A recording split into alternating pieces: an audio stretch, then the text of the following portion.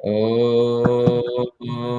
सहना भवतु सहनौ भुनक्तु सह वीर्यं करवावहै तेजस्विनावधीतमस्तु मा विद्विषावहै। ॐ शान्तिः शान्तिः शान्तिः। उस परमपिता को नमन है। सारा श्रेय हमारे जीवन के उन्हीं को ही प्राप्त होते हैं, प्राप्त होता है। तो उस परमेश्वर के प्रति आभार व्यक्त करते हैं। विशेष रूप से हमें यथावसर उनकी अनुकंपा से आर्ष साहित्य के स्वाध्याय के लिए अवसर मिल जाता है। तो आज सबसे पहले मंगलाचरण को खोलते हैं। थोड़ी आपकी आप जानते तो है, लेकिन थोड़ी और रुचि बढ़ जाए। ये बढ़िया एक मंगलाचरण है। सहना भवतु। इसमें ना भवतु, सह एक शब्द है, ना भवतु एक अलग शब्द है। तो ना भवतु शब्द में संधि है, नौ अवतु। तो नौ का मतलब है अस्माकम। आप सब पढ़े होंगे अस्माकम। अस्मत् शब्द में क्या है ना, अहम आवाम वयम माम्मा आवामनो अस्मान्नः, और मम में आवयो नौ अस्माकम नः। तो जो षष्ठी विभक्ति होती है आवयो नौ, नौ हमारे शब्द का मतलब है हम दोनों का। तो नौ अवतु, नौ सह अवतु, हम दोनों का एक साथ है ईश्वर। आप सर्वसमर्थवान हैं। हम दोनों का एक साथ, हम दोनों की एक साथ आप रक्षा करें। तो हम दोनों कौन है? क्योंकि गुरु और शिष्य ये दोनों ही शास्त्र स्वाध्याय में लगे हुए होते हैं। तो यही दोनों की बात ही यहाँ हो रही है। यहाँ थोड़ा और गंभीरता से चले तो यहाँ जो बात होगी ये हो सकता है जो जीवात्मा है और वो जीवात्मा और उसका जो स्थूल शरीर है, तो इस तरह ये भी एक जोड़ संबंध है, संयोग संबंध है। शरीर साथ देगा तभी तो धर्म कर्म आदि संभव हो सकेंगे। लेकिन इस तरह एक अध्यात्म अर्थ खींच सकते हैं, लेकिन ये अर्थ गौण है। मुख्य अर्थ तो यही है जो गुरु शिष्य हम दोनों शास्त्र स्वाध्याय के लिए लगे हुए हैं, परमेश्वर का स्मरण करते हैं। सर्वसमर्थ वो परमेश्वर। नौ सह अवतु, इसको तोड़ दे या में संधि कर दें, सहना भवतु। तो हम दोनों की एक साथ आप रक्षा करें, यानी लंबी आयु दें, स्वस्थ शरीर दें, तनाव रहित जीवन दे, ये इसका। सहनौ, सहनौ भुनक्तु। यहाँ भुनक्तु में भ्रांति होती है, लोग भोजनार्थ ले लेते हैं। लेकिन जो व्याकरण पढ़ते हैं वो जानते हैं यहाँ भुनक्तु शब्द अगर इस तरह परस्मयी पदी कुछ धातु होती है, वो हमारे संतोष मैडम जुड़ी हैं वो जानती हैं। परस्मयी पदी धातु में अगर भुज धातु का प्रयोग हो जाए तो उसका अर्थ पालन करना होता है। लेकिन भोजनार्थ हो तो उसमें आत्मनि पदी का प्रयोग होता है, भुंगते भुंजाते भुंजते। नहीं, लोगों को आम आदमी तो जानता नहीं, तो भोजनार्थ इसको ले लेते हैं, भोजन मंत्र के रूप में इसका पाठ करते हैं। ये अर्थ नहीं। सहनौ भुनक्तु यानी नौ का अर्थ वही है, हम दोनों का साथ साथ पालन करें, यानी हमारी रक्षा भी करें और पालन करें। पालन करें यानी सब तरह की समृद्धि हमारे जीवन में दे, आध्यात्मिक और भौतिक समृद्धि। क्या बढ़िया विचार ऋषि के रहे होंगे। देखिए फिर क्या कहते हैं, सहवीर्यम करवावहै। यहाँ वीर्य यानी पराक्रम, सामर्थ्य। हम साथ साथ मिल करके, द्वेष रहित हो करके परस्पर क्या करें, अपने बल पराक्रम सामर्थ्य, जो भी विद्याजन्य हो या शरीरजन्य हो, उन सभी सामर्थ्य को पूरा जीवन हम प्रदर्शित करते रहें, दूसरों के सहायता न लें। तो इस तरह सहवीर्यम करवावहै। तो करवावहै तो ये आत्मनिपदी का प्रयोग है। हम दोनों साथ साथ आपकी अनुकंपा से परमेश्वर वीर्य प्रदर्शित करें, वीर्य यानी पराक्रम प्रदर्शित करें।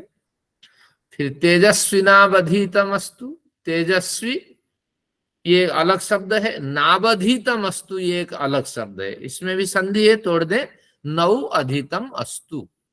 तो नौ यानी हम दोनों का, अधितम हम दोनों का अध्ययन तेजस्वी, तेजस्वी बने। हमने जो अध्ययन किया वो विस्मरण न हो जाए। तेजस्वी कैसे बनेगा?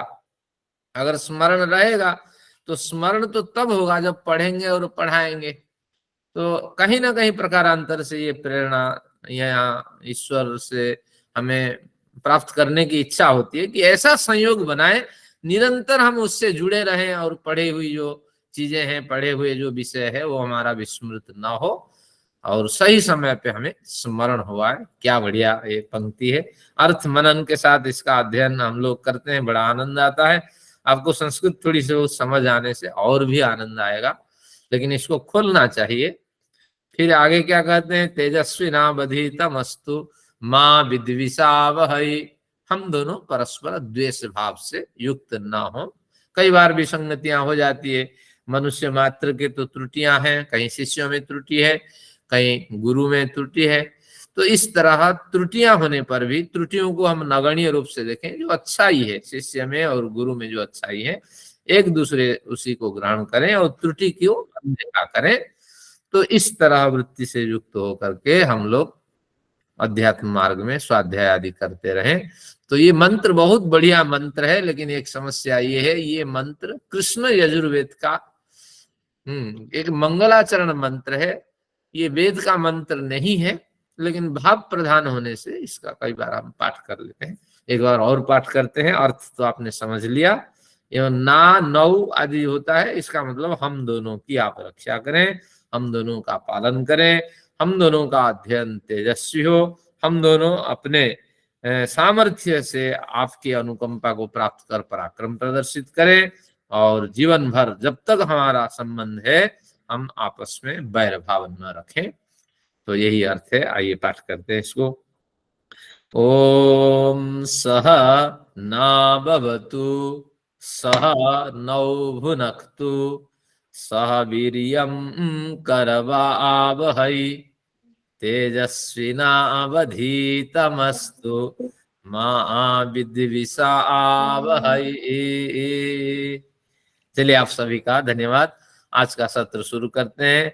आज सत्र में हम पढ़ेंगे कि जो अध्याय हमने पूर्व प्रकरण में पढ़ लिया था उन अध्यायों में कुछ स्मरणीय बिंदु है। क्या क्या हमने पढ़ा था, विस्मरण भी हो गया, बड़ा अंतराल भी हो गया।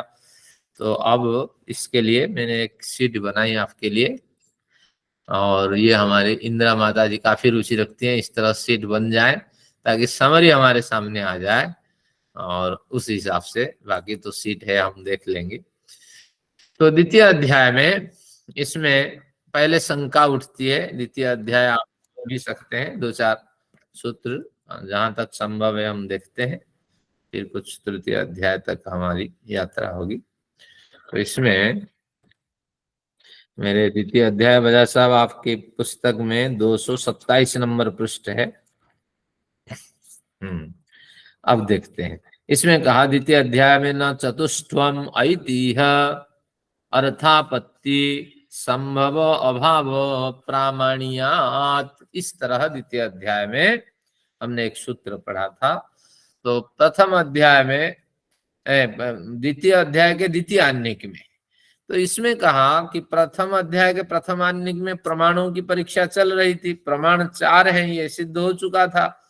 अब द्वितीय आन्निक में, उसी द्वितीय अध्याय के द्वितीय आन्निक में, द्वितीय अध्याय के प्रथम आन्निक में चतुष्टय प्रमाणों की पुष्टि हो जाने के बाद अब द्वितीय अध्याय के द्वितीय आन्निक में फिर प्रश्न उठा, आपने 4 प्रमाण कह दिया, तो 4 प्रमाण आपने जो कहा सही नहीं है, ये 8 होने चाहिए। और 8 होंगे तो क्या क्या होंगे आप सीट देखिए। प्रत्यक्ष, अनुमान, उपमान, शब्द तो आप जानते हैं, जो आंखों के सामने आप देखते हैं, अनुभव करते हैं ज्ञान इंद्रियों से, वो प्रत्यक्ष है। और अनुमान है जिसको आपने ज्ञान इंद्रियों से कभी अनुभव किया है, और उसी न्याय से दूसरों पे आप कल्पना करते हैं, तो निश्चित रूप से ये अनुमान प्रमाण है। और उपमान प्रमाण एक वस्तु को देखकर, प्रसिद्ध वस्तु को देखकर अप्रसिद्ध वस्तु के बारे में दूसरों को जब आप समझाते हैं, ये उपमान प्रमाण है। और ये इस तरह प्रत्यक्ष, अनुमान, उपमान और शब्द, यहाँ उपमान में कोमा छूटा है, कोमा लगा दीजिए वैसा। फिर आगे शब्द प्रमाण है।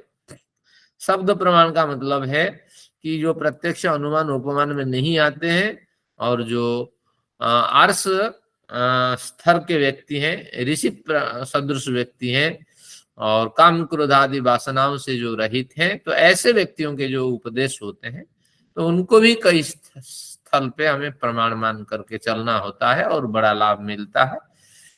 तो इस तरह ये शब्द प्रमाण है। ये 4 तो हम पढ़ चुके हैं। ऐतिह्य एक प्रमाण है। ऐतिह्य प्रमाण का मतलब है ऐसा कहा जाता है, कभी राम हुए थे, कभी कृष्ण हुए थे, कभी कृष्ण को आधार बना करके व्यास जी ने गीता लिखी थी, तो और कभी वाल्मीकि ने भी रामचरित को आधार बना करके रामायण की रचना की थी। हम तो देखे नहीं है, लेकिन ऐसा कहा जाता है, तो इसलिए इतिहास प्रमाण भी इसको कहते हैं। संस्कृत में थोड़ा शब्द को बड़ा ना करके एक अक्षर छोटा कर दिया गया, तो ऐतिह्य यानी इतिहास प्रमाण। और अर्थापत्ति, एक शब्द से दूसरा अर्थ हम खींच लेते हैं। जैसे मोटा देवदत्त दिन में नहीं खाता है, तो फिर मोटापन कैसे? बिना भोजन के मोटापन तो हो नहीं सकता। रात को ठोस करके खाता है और बढ़िया चीज खाता है, इतना खाता है कि दिन भर उसको खाने की आवश्यकता नहीं पड़ती।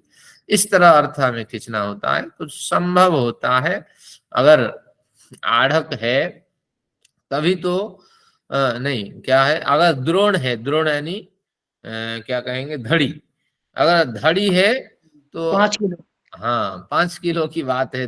द्रोण है तो आढ़क संभव होगा, यानी 250 ग्राम की संभावना हो सकती है।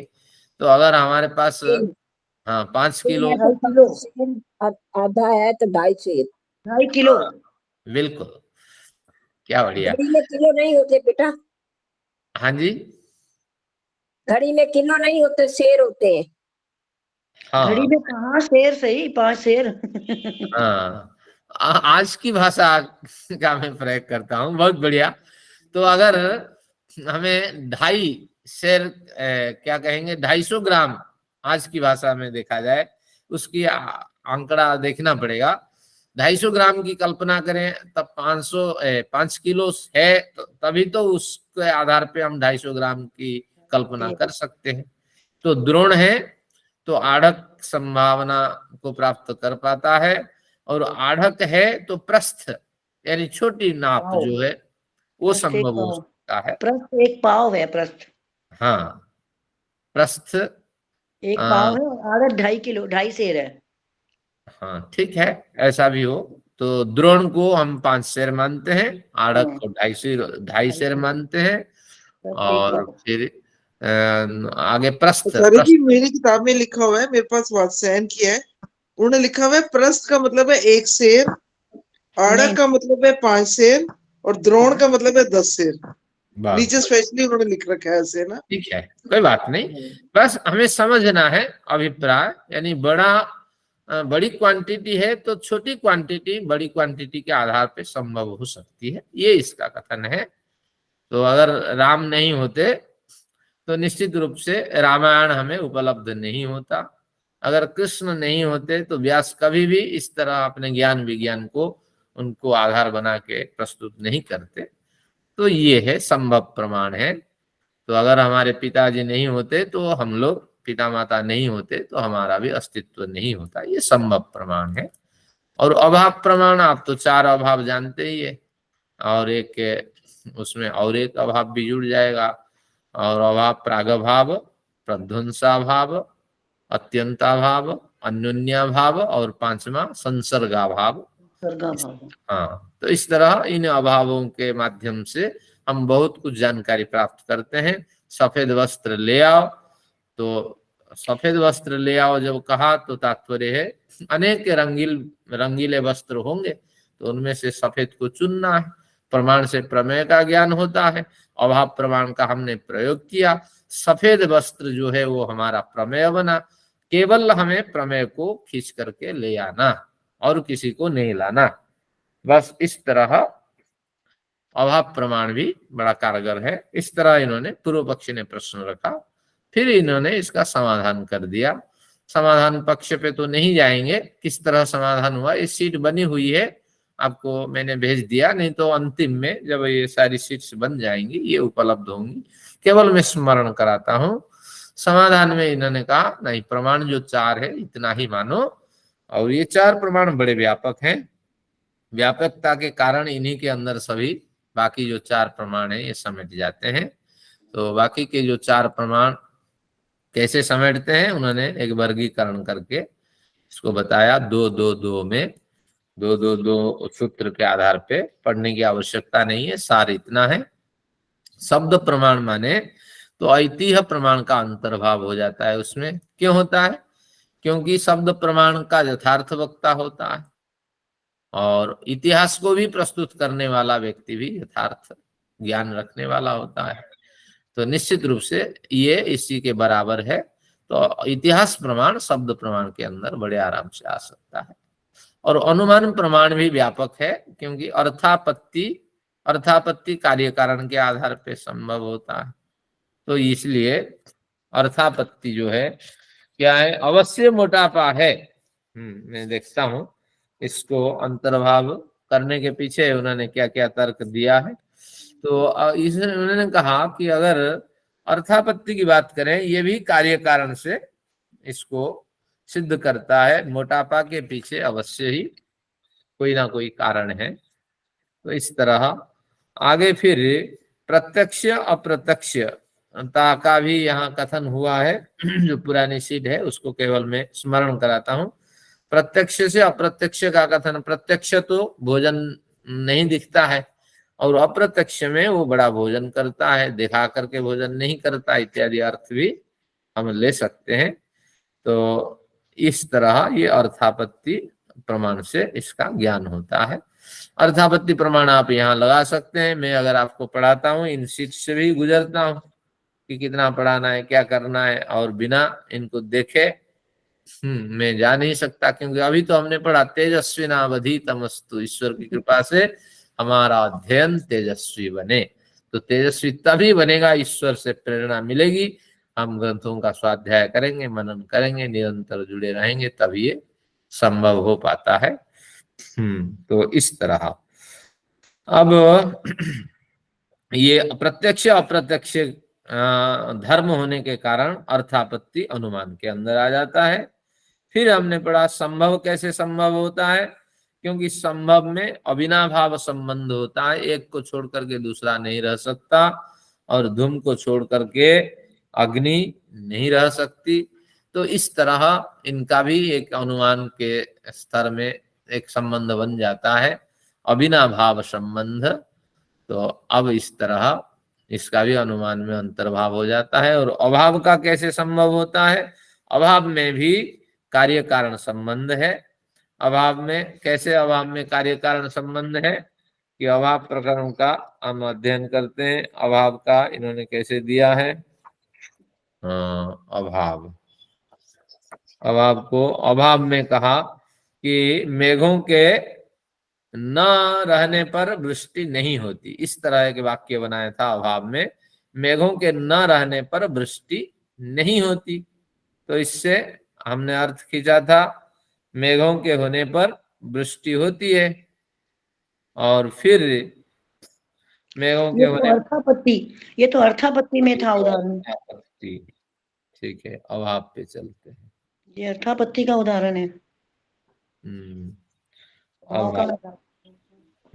देखते हैं अभाव में उन्होंने, ठीक है, अभाव में प्रागभाव प्रध्वंसा भाव आदि का प्रकरण उन्होंने स्पर्श किया था। सारे भाव थे ना, अभाव संसर्गा भाव भी था। अगर अभाव है तो इसके पीछे कोई कारण है। सद्भाव तो कभी था और तभी इसमें अभाव दिखाई पड़ रहा है।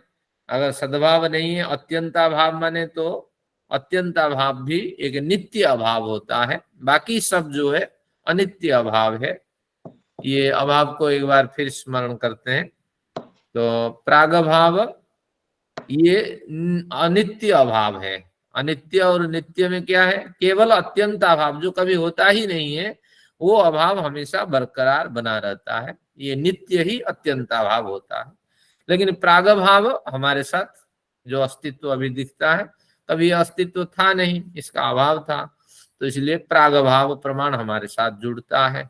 प्रध्वंसा भाव, पैदा होने के बाद हम मृत्यु की ओर बढ़ते हैं, हर पल हम मृत्यु मौत की ओर बढ़ते हैं, तो ये आपका प्रध्वंसा भाव साथ साथ लगा हुआ है और मर जाने के बाद भी आपका प्रध्वंसा भाव पूर्ण हो जाता है। तो बस इस तरह प्रध्वंसा भाव और अन्योन्या भाव, ये अनित्य, प्रध्वंसा भाव भी अनित्य है, अन्योन्या भाव भी एक दूसरे से हम भिन्न है और एक दूसरे से भिन्न है। तो इस तरह ये सृष्टि के आरंभ से होकर के सृष्टि के अंत तक चलता है, ये भी अनित्य है।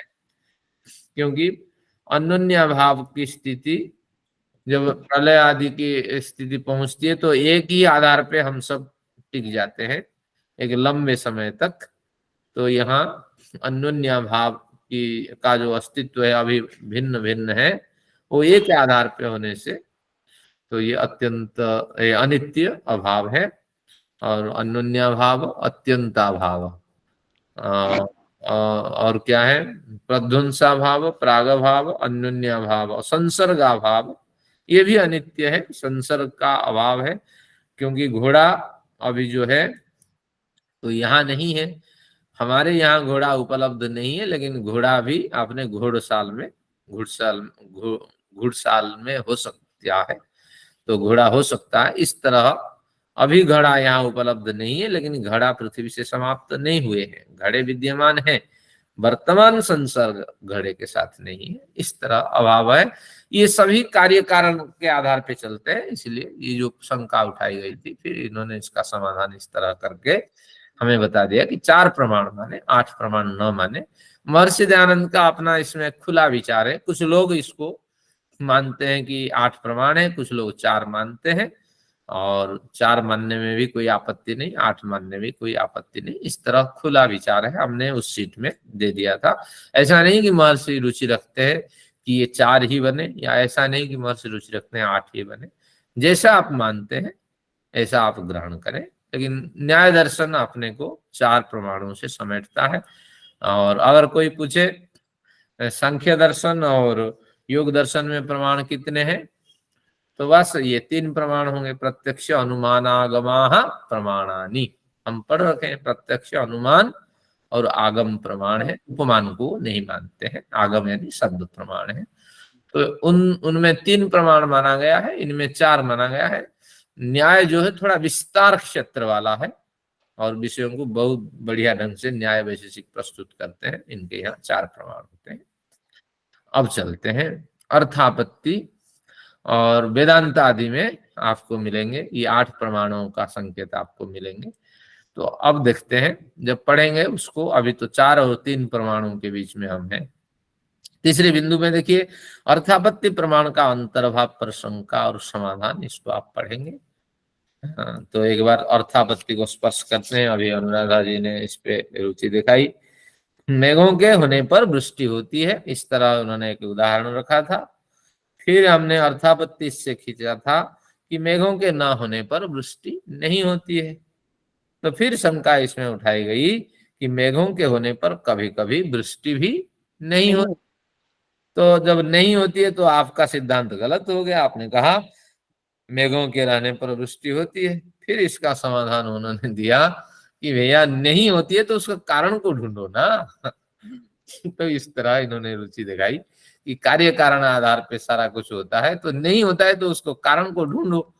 और कारण जब मिल जाता है कि निश्चित रूप से हवा और बादलों के बीच में कुछ इस तरह रसाकस्य की स्थिति है, जिसके कारण बादल उड़ जा रहे हैं और वृष्टि नहीं हो रही है, तो ये कारण इसमें हो सकता है, और निरर्थक आप अर्थापत्ति को नहीं कर सकते।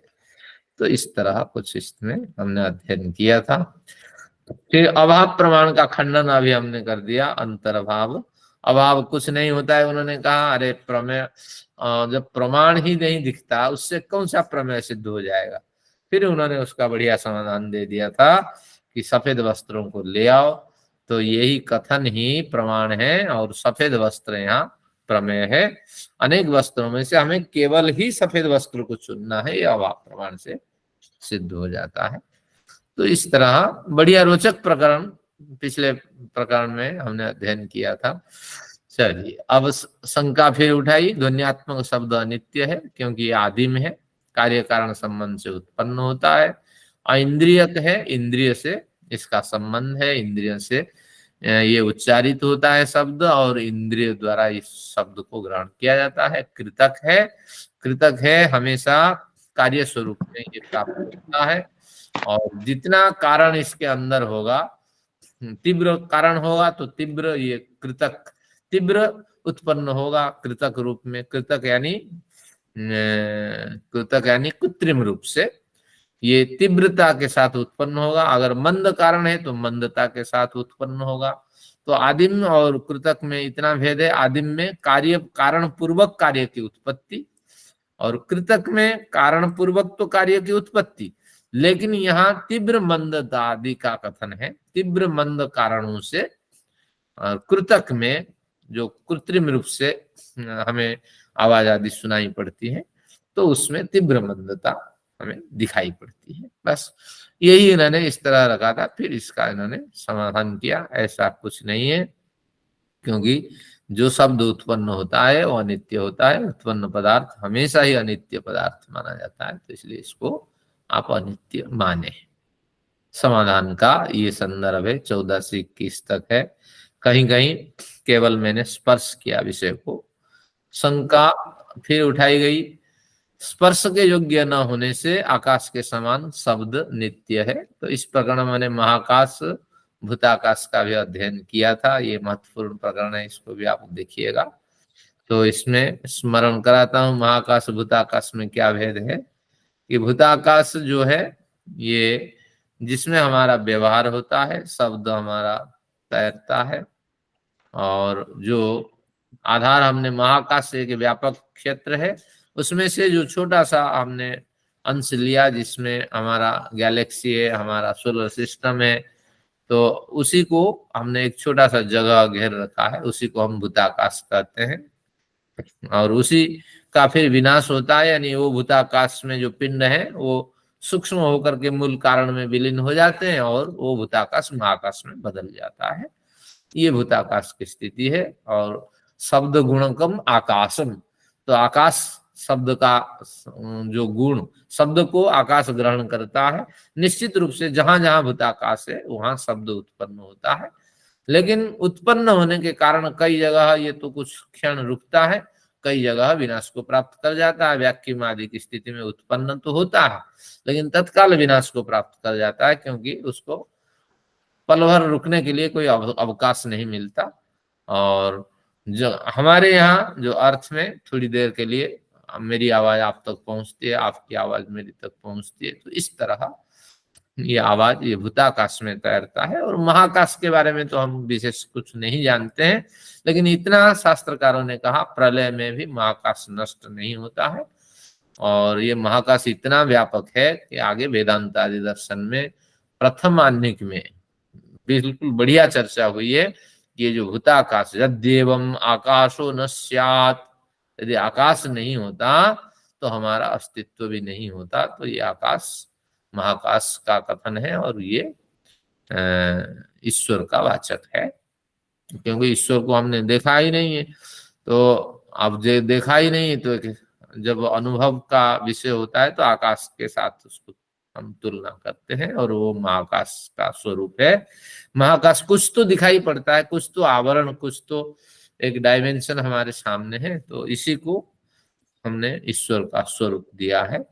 तो इस तरह ये कुछ चर्चा जो वेदांत का एक प्रकरण है, कभी इसको शुरू करेंगे, वो भी निश्चित रूप से आनंद देने वाला होगा।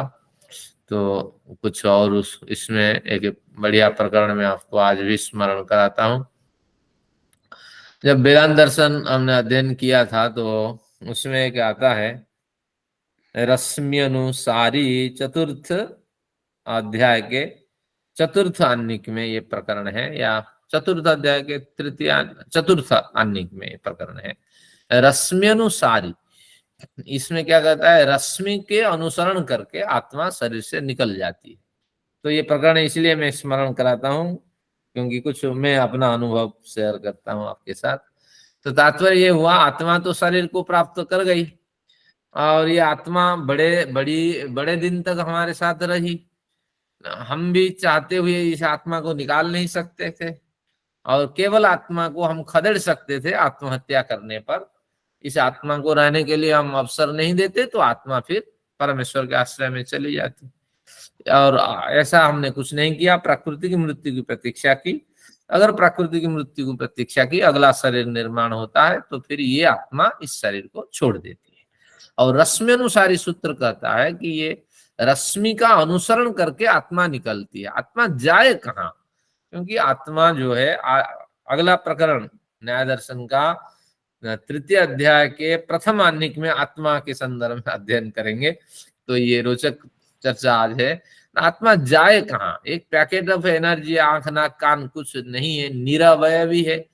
तो हमारे जो अंतःकरण है तो उसी के साथ उसका व्यवहार होता है। तो ऐसी स्थिति में आत्मा भी रुकती है, कहाँ जाए? तो एक रोशनी आती है, एक प्रेरणा आती है और एक कंपन आता है और उसी कंपन का अनुसरण करके आत्मा निकल जाती है। और वो कंपन जिधर ले जाए, वो प्रेरणा जिधर ले जाए, आत्मा की यात्रा वहीं तक होती है। तो क्या बढ़िया सूत्र है, रश्मि अनुसारी। तो मैंने कभी विचार बनाया था, पढ़ते और पढ़ाते, कई बार भी वेदांत दर्शन पढ़ाया छोटे बच्चों को भी, जिस गुरुकुल में मैंने अध्ययन किया था। तो उसमें मैंने भी विचार बनाया था कि जब किसी की मृत्यु होगी तो उस समय जब मृत्यु का क्षण होगा तो कम से कम वहां मौजूद रहने पर वो ईश्वरीय परमेश्वर का जो कंपन है, जो आत्मा को निकाल करके ले जाता है और आत्मा उसी के कंपन के अनुसार, प्रेरणा के अनुसार चलती है, उसका मैं कुछ अनुभव करूंगा। हाँ, इस तरह का एक विचार था। लेकिन संयोग भी मुझे मिला, जैसी हमारी कामना होती है ईश्वर पूर्ति करते हैं। मैंने अपनी माता जी जो 86 ईयर्स की थी, उनको खाना भी खिलाया और दूध भी पिलाया। फिर उनकी उल्टी हुई तो इसके बाद फिर मैं उनको जब सुलाने के लिए तकिया पे ले गया तो मुंह ऊपर की ओर माता जी ने कर दी। तो मुझे संदेह हुआ, क्योंकि बढ़िया ढंग से तकिया लगाया लेकिन मुख ऊपर करने का क्या प्रयोजन है। तो फिर मैं उसमें और भी 1-2 तकिया लगाया ताकि मुंह ऊपर की ओर ना हो, भली भांति सो सके। तो बस उसी के साथ उनकी जीवन लीला समाप्त हुई। तो तात्पर्य ये हुआ कि मैं स्वयं चश्मदीद गवाह में अपने को धन्यवाद देता हूँ। तो उस समय ईश्वर की प्रेरणा मेरे आसपास गुजरी, लेकिन मैंने अनुभव नहीं कर पाया और उसी के साथ माता जी की यात्रा पूरी हुई। लेकिन बस मैं अभागा रहा, कुछ इस तरह अनुभव भी नहीं कर पाया। मैंने कहा शायद कोई तकलीफ हो रही हो, मुख के अंदर से ही आत्मा निकली। तो इस तरह एक नया अनुभव है। ये सूत्र मेरे लिए बड़ा स्मरणीय रहा और आपको भी मैं स्मरण कराता हूँ। सूत्र का नाम क्या है? रश्मि अनुसारी। क्योंकि आत्मा कहाँ जाएगी? है, आंख नाक कान है नहीं, आपने अल्प सामर्थ्य, अल्पज्ञ है, तो जाने के लिए भी तो साधन चाहिए। तो इस तरह ईश्वर की प्रेरणा। कुछ अनुभव ऐसा नहीं हुआ, मतलब कि कैसे प्राण निकले, क्या हुआ अंत में, मृत्यु के समय क्या हुआ, ऐसा कुछ अनुभव नहीं हुआ? नहीं, कुछ नहीं, बड़े आराम से, केवल 1-2 मिनट का अंतराल है। एक बार उल्टी हुई और फिर माताजी सोने के लिए, बोल तो नहीं पाती थी, सोने के लिए मुंह खोल दी। तो फिर मैंने सुला दिया और वो मुख ऊपर की ओर क्यों है, जब व्यवस्थित रूप से सुलाया, मुंह ऊपर की ओर क्यों है, मेरे में संदेह हुआ। तो मैंने और एक तकिया लगाया ताकि मुंह नीचे की ओर हो। और उसी के साथ बिल्कुल मैं उस रश्मि अनुसारी सूत्र के साथ साक्षी रहा और ईश्वर ने मेरी इच्छा पूरी करी। मुझे बड़ी खुशी हुई। चलिए, धन्यवाद।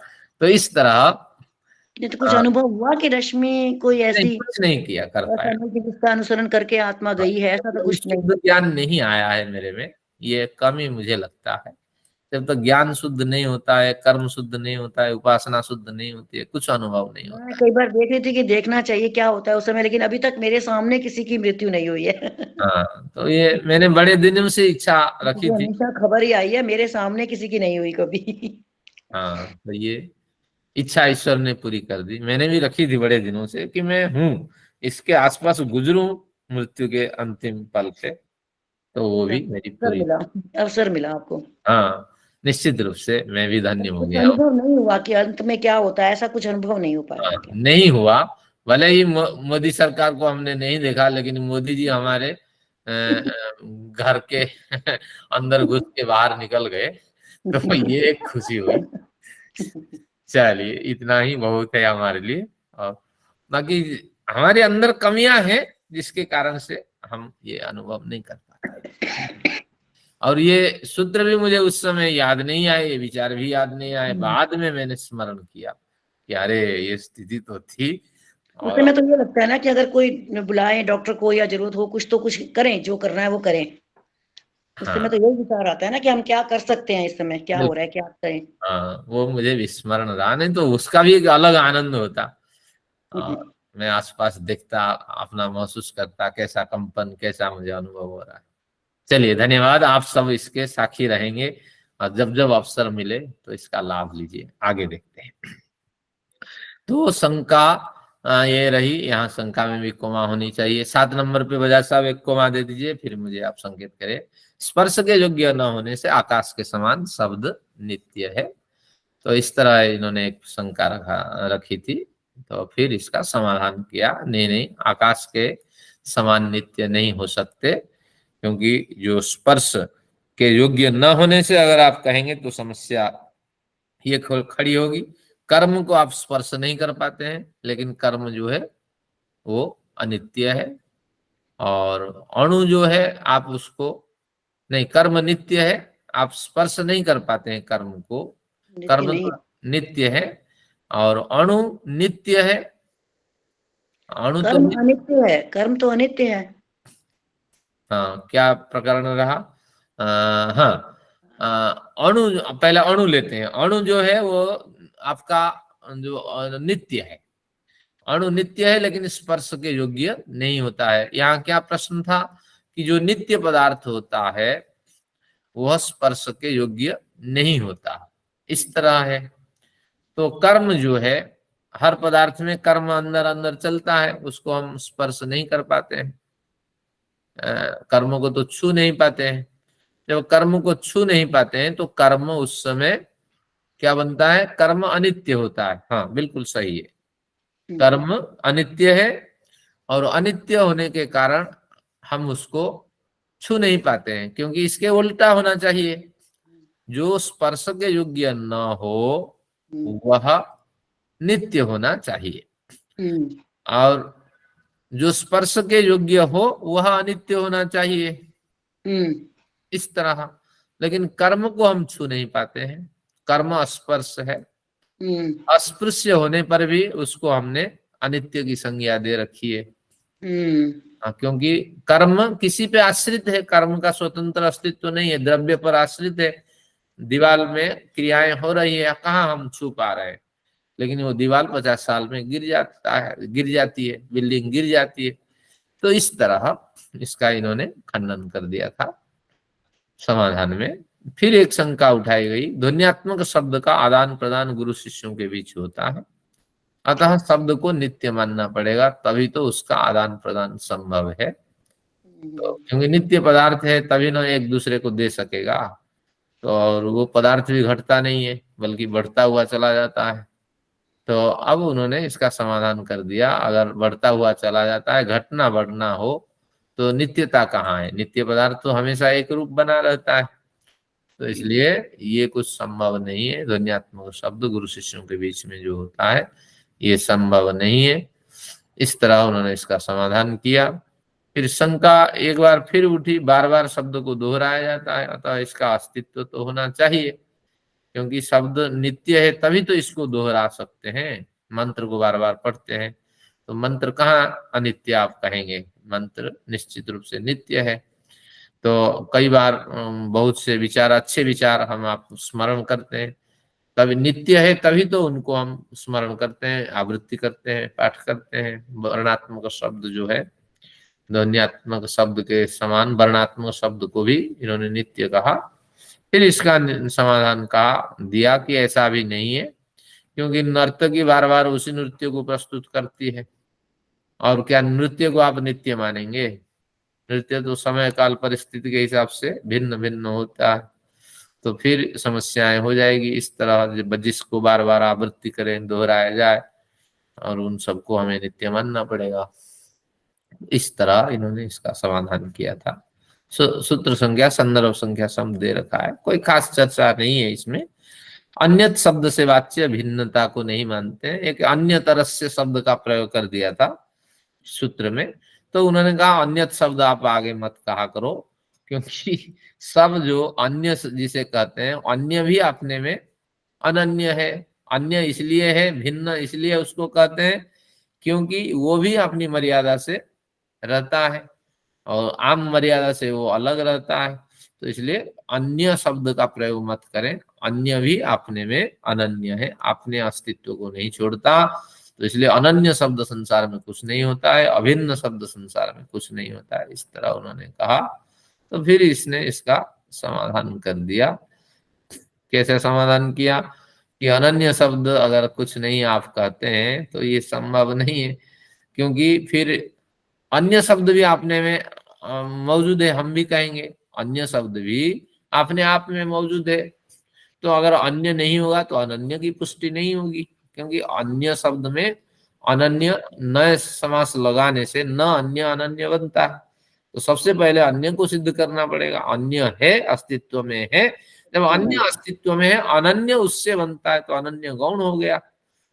तो इसलिए अन्य को भी आपको मानना पड़ेगा। और अनन्य कुछ सब अनन्य आप कहते हैं, ये संभव नहीं है।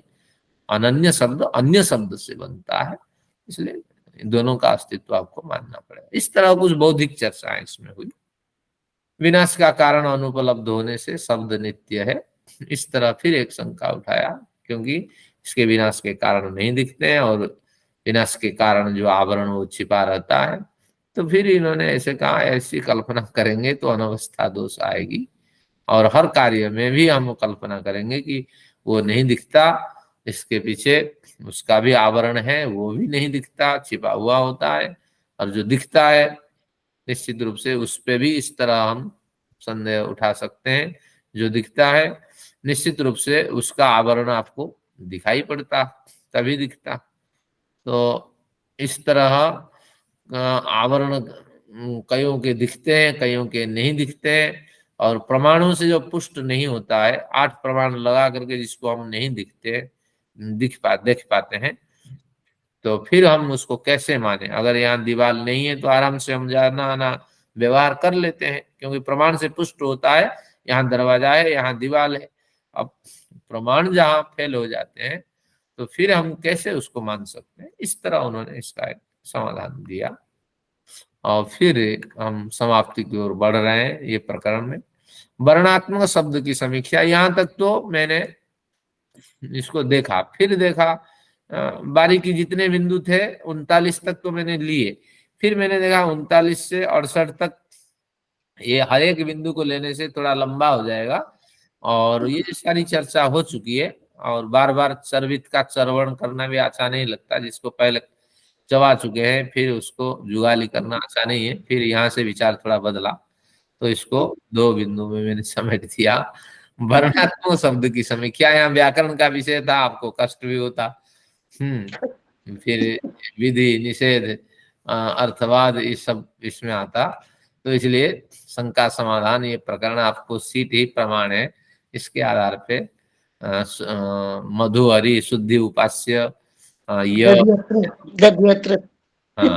यहाँ, और ये 17 नंबर के लिए तो अनुराधा जी की आज की काव्य श्रृंखला इसमें आपको हेल्प करने वाली है, शब्द शक्ति परीक्षा। तो इसमें जाति को हमने भली भांति समझा। एकम नित्यम अनेकानुगतम सामान्यम, जो एक होती है जाति, अनेकों से युक्त होती है, अपना कथन कर देती है, और नित्य होती है, सामान्य उसको कहलाता है। तो इस तरह कुछ प्रकरणों का हमने अध्ययन किया। अब प्रश्न उठता है कि इसके अध्ययन से हमें क्या लाभ हुआ। लाभ तो हुआ है। क्या लाभ हुआ देखिए, इसमें हमने प्रमाणों के बारे में भलीभांति अध्ययन कर लिया। प्रमाण 4 होते हैं और अवसर मिलने पर इसको 8 करने में हमें कोई हानि नहीं, क्योंकि महर्षि ने इसे कोई दबाव नहीं डाला हमारे पर। चलिए एक बारी 8 का बता दीजिए। दोबारा 4 हाँ तो मुझे याद है, 8 नहीं याद। हाँ, ये मैंने हाईलाइट कर दिया, देखिए सीट पे दिखेगा ये। जी जी जी जी जी, बहुत बहुत अतीय बहुत बहुत धन्यवाद। हाँ गॉड ब्लेस यू, अर्थापत्ति, गॉड ब्लेस संभव यू। और अभाव, हाँ, ये 4 और हैं। ये 4 हैं और इसमें से इन अतीय शब्द में आ जाएगा, बाकी तीनों जो है वो अनुमान में आएंगे। हाँ, गुड। तो इसमें से थोड़ा हमारा ज्ञान मेरे बढ़ा। को बुद्धू को तो पढ़ाई दोगे? 2 गुरु बैठे हैं तो बुद्धू तो पड़ जाएगा थोड़ा बहुत। हाँ बिल्कुल, थोड़ा यही तो तेजस्वी नावधीतमस्तु ईश्वर से मांगते हैं, हमारा अध्ययन तेजस्वी बने। और तेजस्वी प्रार्थना करने से तो नहीं होगा, कि ईश्वर ऐसी अनुकंपा करें, हमारे अंदर एक उत्साह बने और अवसर भी उपलब्ध कराएं। कहाँ क्लास हो रही है, हमें बार बार आप बड़ी तड़पाहट के साथ देखते होंगे कि अरे कक्षा बंद हो गई, बंद हो गई, कब शुरू होगी। तो ये तड़पाहट ही एक प्रेरणा है एक तरह का। अभी कहीं इसी प्रकरण में आएगा शायद, क्या कहते हैं, अध्यात्म में भाग न ले पाने की तड़प ही अध्यात्म यात्रा की कुंजी होती। एक बार फिर सुनिए, अध्यात्म चर्चा में भाग न ले पाने की तड़प ही अध्यात्म यात्रा की कुंजी होती है। तो इन्हीं न्याय दर्शन का विषय ये है, इसी में आएगा। तो एक तड़प होनी चाहिए, अगर तड़प होती है तो फिर ईश्वर उस तड़प के हिसाब से साधन उपलब्ध कराते हैं। मैंने आचार्य आचार्य जी, हमारे ग्रुप में आज आचार्य बागीश जी आए हुए थे। ठीक है। तो मैंने हालांकि 7 मिनट सुना होगा उनका प्रवचन। ठीक है, मेरी आंखें बार बार घड़ी देख रही थी, कहीं 7 ना बज जाए, कहीं 7 ना बज जाए, कहीं मेरी ये क्लास ना, मैंने उनको छोड़ दिया, पर अपनी क्लास मिस नहीं करनी चाहिए। हाँ बिल्कुल, यही तो तड़पाहट होनी चाहिए। देखिए तड़पाहट मेरी थी, ईश्वर ने पूरी कर दी ना, मुझे कितनी खुशी हुई। मुझे भी कहीं जाना था, मैंने कहा नहीं क्लास के बाद एकदम चली जाऊंगी, तैयार होकर बैठी हुई हूँ बिल्कुल, एकदम क्लास के बाद शूज पहन के निकल जाऊंगी। आंतरिक इच्छा ईश्वर पूर्ण करते हैं। भजन संध्या है, उसमें जाना है अभी, रात को 10 बजे तक चलेगी। तो हाँ, मैंने चलिए। अपनी लास्ट वाली कविता में वो परा और अपरा को भी खोल दिया है। हाँ, परा परा अपरा नहीं, सामान्य, पर सामान्य अपर सामान्य। परा जाति, जाति परा और अपरा। हाँ वो ठीक है, परा जाति भी कह सकते हैं, क्योंकि स्त्रीलिंग हो जाएगी जाति। परा और अपरा मैंने खोल दिया है लास्ट में कविता में। वो आपने नहीं कहा था ना, पूरा नहीं बताया था, बस हाँ 2 होती हैं ये बताया था मैंने, उसको भी खोल दिया है इसमें। हाँ, बड़ा श्रम आपका रहता है इसमें, सब मेरे प्रति आपका भी बड़ा अनुग्रह है। श्रेष्ठ श्रेष्ठ, एक गुड होता है, एक बेटर होता है, एक बेस्ट होता है, ये बेस्ट है। हाँ बिल्कुल। क्या चलिए, टेस्ट है? आचार्य जी, हाँ जी बताइए। मैं 5 मिनट ले सकता हूँ? हाँ जी बताइए। ऐसा है कि हाँ जिस विषय पर इतना ज्यादा आपने विचार रखे हैं, हाँ जी मुझे बहुत अच्छा लगा। पिछले लगभग 70 साल से हाँ जी मैं कुछ खोज में लगा हुआ था। खोज ये थी कि मैंने देवनागरी लिपि के अंक स्थापित किए हैं। हाँ जी देवनागरी लिपि के अंक स्थापित करने के बाद उनको हिंदी भाषा में प्रयोग किया है। उनका प्रमाण यह है कि अगर मैं पूछूंगा हिंदी भाषा में वेद सत्य विद्याओं का पुस्तक है और इसके अंक लगाऊंगा मैं, तो इसके अंक 100 है। अच्छा, इसके अंक 100 है। अगर मैं ठीक। कहूंगा, अगर मैं लिखूंगा अकेला चना भार नहीं फोड़ सकता, तो इसके अंक भी 100 ही है, नहीं कर सकता। अगर मैं लिखूंगा आत्मा प्लस शरीर इज इक्वल टू परमात्मा, तो आत्मा 15 है, शरीर 16 है, परमात्मा 31 है, दोनों मिलके 31 हो गए। इसका मतलब ये हुआ कि ईश्वर का शरीर नहीं होता।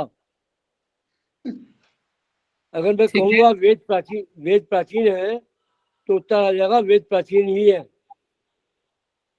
चलिए, ये मतलब विद्या भी हमें सीखनी चाहिए। कुछ न्यूमेरोलॉजी होती है, उसके वर्ण के हिसाब से कैलकुलेशन आदि होते हैं। देवनागरी लिपि को नंबर दिए, देवनागरी लिपि को नंबर दिए हैं आपने, अंक हाँ। दिए हैं। बड़ा देवनागरी श्रम किया आपने।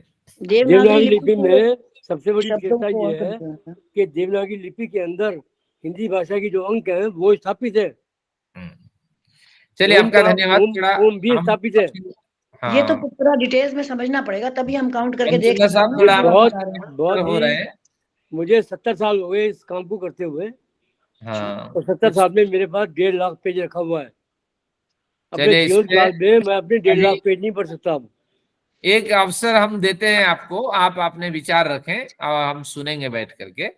और दूसरे लोग हमारे साथ जुड़े हैं, कहीं उनको परेशानी ना हो, तो ये ये स्पेशल चर्चा। सब्जेक्ट हो गया ना, इसको आप अलग से कभी पूरा डिटेल्स में बताएं, हाँ, ऐसे तो बिल्कुल। पता नहीं चलता मैं ना ये विषय ये बताता है कि वेद इस संसार का सबसे वैज्ञानिक तो एक अनुसंधान है। व्याख्यान आपके लिए हम रखेंगे मनचंदा साहब, मैं विचार हाँ, बना। हाँ, धन्यवाद आपका।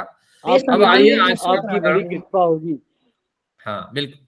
तो अब इससे हमें क्या अध्ययन हुआ? थोड़ा अनुमान प्रमाण 8 प्रमाणों के बारे में हमने अध्ययन किया। फिर शब्द की नित्यता अनित्यता का हमने अध्ययन किया। शब्द ध्वन्यात्मक और वर्णात्मक, इसका भी हमने अध्ययन किया। और ध्वन्यात्मक और वर्णात्मक ये दोनों शब्द जो हैं, ये सब अनित्य है। अब इस स्थिति में हम पहुंचे, लेकिन वेदनिष्ठ जो वर्णात्मक शब्द है और वो नित्य है, इसकी चर्चा यहाँ नहीं की गई, लेकिन आपको समझना पड़ेगा जिस वर्ण के साथ वेद मंत्र उच्चारित हुए हैं वो नित्य है, क्योंकि वेद को हम नित्य मानते हैं, परमेश्वर का ज्ञान है, और परमेश्वर से जिसका संबंध होता है सारा ज्ञान विज्ञान नित्य होते हैं। और सृष्टि के अंत में ये सारा विलीन होकर के परमेश्वर में आश्रित होते हैं, सृष्टि के आदि में ये प्रकट होते हैं। तो इस तरह कुछ विषय। ज्ञान भी प्रवाह से नित्य है। हाँ, प्रवाह से नित्य है, और स्वभाव से नित्य तो 3 ही है, और प्रवाह से अनेक नित्य होते हैं। फिर नित्य का एक व्यवहारिक नित्य और एक कैटेगरी बनती है। इस तरह कुछ ये विचार है।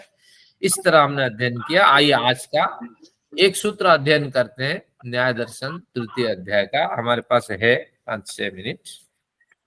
अब अध्ययन आज मैं शुरू कीजिए, कंफ्यूजन हो जाएगा ऐसे ही। फिर आपने शीट भी नहीं भेजी, फिर हमने पढ़ के भी नहीं रखा होगा पहले। हाँ, कोई नहीं, हल्का सा, क्योंकि इंट्रोडक्शन दे दीजिए इस पर। मजा नहीं आएगा। मन तो हमेशा नया कुछ मांगता है।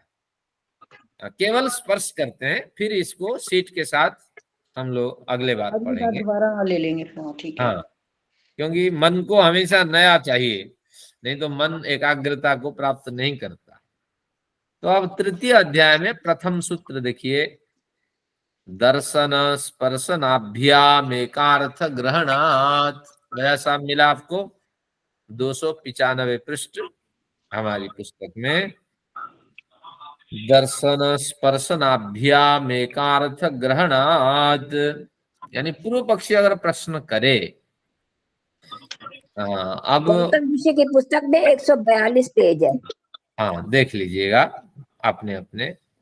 पूर्व पक्षी अगर प्रश्न करे कि पूर्व प्रकरण में आपने प्रमाणों की चर्चा कर दी, इन प्रमाणों से हमें क्या लाभ होगा? ना प्रमेय का लाभ होगा। तो प्रमेय कितने होते हैं? ना 12 होते हैं। तो आपने पढ़ा है न्याय दर्शन में, एक बार मैं स्मरण करता हूं। आत्मा शरीरेन्द्रियार्थ बुद्धि मन प्रवृत्ति दोष प्रत्यभाव फल दुखापवर्गास्तु प्रमेयम। वो न्याय दर्शन प्रथमान्विक में ये आपको मिलेगा। आत्मा शरीर इंद्रिय अर्थ बुद्धि मन प्रवृत्ति दोष प्रत्यभाव फल दुख अपवर्ग, ये 12 प्रमेय होते हैं। इनमें सबसे पहले आत्मा रूपी प्रमेय की चर्चा होती है। आत्मा तो दिखती नहीं है, इंद्रियों से हमारा सारा कार्य होता है। मुझे कौन देख रहा है ना आपकी आंख देख रही है, मेरी आवाज कौन सुन रहा है ना आपका कर्ण सुन रहा है, कौन महसूस कर रहा है तो क्या महसूस कर रही है। तो निश्चित रूप से फिर अपना माइक बंद कर दो। हाँ, इंद्रियों से हमारा संबंध हो रहा होता है, आत्मा हम नहीं मानते हैं। अगर पूर्व पक्षी इस तरह कहे तो सिद्धांत क्या विचार रखेगा, दर्शन स्पर्शनाभ्याम एकार्थ ग्रहणात, जिसने देखा उसने देखा, और स्पर्शन करने वाला देखने वाला नेत्र था, स्पर्श करने वाली त्वचा थी। तो नेत्र और त्वचा भिन्न भिन्न इंद्रियां हैं, लेकिन इन दोनों के अनुभव कौन करता है, देखता जो है, जिसे मैंने देखा हाथ से, उसे मैंने छुआ, देख रहा हूं, छू रहा हूं, ये दोनों अनुभव किसको हो रहा है ना, जिसको हो रहा है वो ही आत्मा है। भैया साहब समझ रहे हैं, आत्मा दिखती नहीं है, लेकिन अनुमान प्रमाण से पुष्ट हो जाता है बिल्कुल कि जो देख रहा है और जो स्पर्श का अनुभव कर रहा है और भी जो सुन रहा है, बहुत सी क्रियाएं सिद्ध हो करके जहां तक संदेश संप्रेषित कर लेती है ये क्रियाएं, तो वही आत्मा है। तो आत्मा कौन है, दर्शन स्पर्शन आभ्याम, ये तो केवल 2 ही उदाहरण दिया। 5 ज्ञानेंद्रियों का विषय जिसके पास पहुंच जाते हैं, 5 ज्ञानेंद्रियों के विषय को जो ग्रहण करता है व जो ग्रहण करती है जो शक्ति, उसी का नाम आत्मा है। तो निश्चित रूप से ईश्वर का जब अनुभव होगा, यही आत्मा उसको भी अनुभव करने वाली होगी। हाँ, मैं अभागा रहा, अनुभव नहीं कर पाया, लेकिन आपको भी जब जब अनुभव होगा, निश्चित रूप से इन्हीं इंद्रियों से उसका अनुभव होगा। उस समय इंद्रिय पवित्र हो चुके होंगे, तो इंद्रियों के पवित्र होने पर ही दिव्य अनुभव हमें होता है। तो बस यही इसका आज का अध्ययन का विषय रहा, दर्शन स्पर्शन आभ्याम एकार्थ ग्रहणात। हमेशा सतपथ पे चले, सदाचार पे चले, यम नियम का पालन करें। आपका अंतःकरण इंद्रियों के साथ बाह्यकरण जब परिशुद्ध हो जाएगा, तो उससे जो भी गृहीत होगा तो वह निश्चित रूप से ईश्वर की प्रेरणा, संप्रेरणा, संवेदना होगी, और उसको अनुभव करने वाली आपकी आत्मा होगी। बस आत्मा की सिद्धि होने का ये प्रमाण है कि सभी ज्ञानेंद्रियों के विषयों को जो ग्रहण करती है, जो देखती भी है, सुनती भी है, चिंतन भी करती है, तो वही आत्मा है, लेकिन इंद्रियां आत्मा नहीं है। तो इस तरह इसका समाधान रहा। देखते हैं ईश्वर की कब अनुकंपा होगी इन्हीं इंद्रियों से, इन्हीं अंतःकरण से उनका अनुभव करेंगे, उसकी प्रतीक्षा है। आइए सत्र समाप्त करते हैं। आप सभी लोगों का बहुत बहुत धन्यवाद।